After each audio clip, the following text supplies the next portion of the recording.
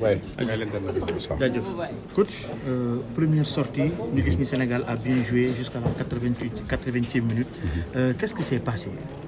Vous savez, un match de haut niveau, c'est aussi ça 88e minute, c'est pas la fin du match.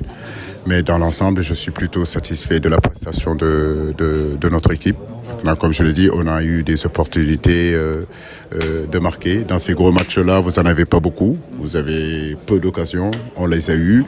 On les a pas mis. Mais dans l'ensemble, je pense qu'on a fait un très bon match. Maintenant, il faut qu'on se prépare pour ce deuxième match contre le Qatar, qui sera un match décisif et très important pour la suite de la compétition.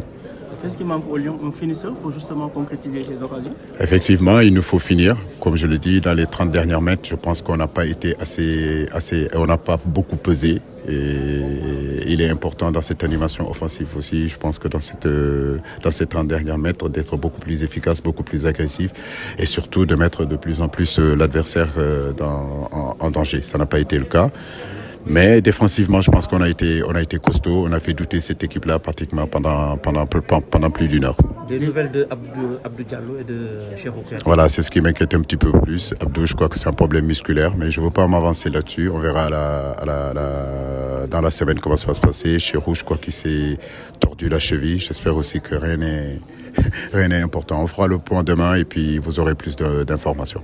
Mais coach, est-ce que l'équipe ne voulait pas trop gagner le match, pousser en avant jusqu'à laisser des erreurs en arrière? Non, c'est vrai que après est-ce que c'est un problème physique? C'est vrai que vers la fin du match, on a un petit peu reculé. On a laissé un petit peu d'initiative à cette équipe hollandaise. Et vous savez, avec la qualité technique qu'ils ont, quand on les laisse un petit peu d'initiative, il est difficile à un moment donné de le contrôler avec des garçons comme De Jong qui sont capables de donner des très très très bons ballons. On a su les maintenir, on a su jouer très haut à un moment donné, pratiquement plus d'une heure. Et les 5 dernières minutes, c'est vrai qu'on a manqué un peu plus de concentration et d'agressivité dans ces zones-là. J'ai une question. Pourquoi faire jouer Abdou Diallo à gauche alors qu'Ismaël Jakobs était apte? Écoutez, on l'a su à la dernière minute. Normalement, je veux dire, à 1 heure du match, Jacob n'était pas censé de jouer. Je l'ai su au briefing. Et comme on a travaillé pratiquement toute la semaine, en réalité, avec une composition d'équipe pour mettre Abdou Diallo à gauche, vous ne pouvez pas changer à 5 minutes. On a préféré le mettre sur le banc. Et il a fait une très très bonne entrée.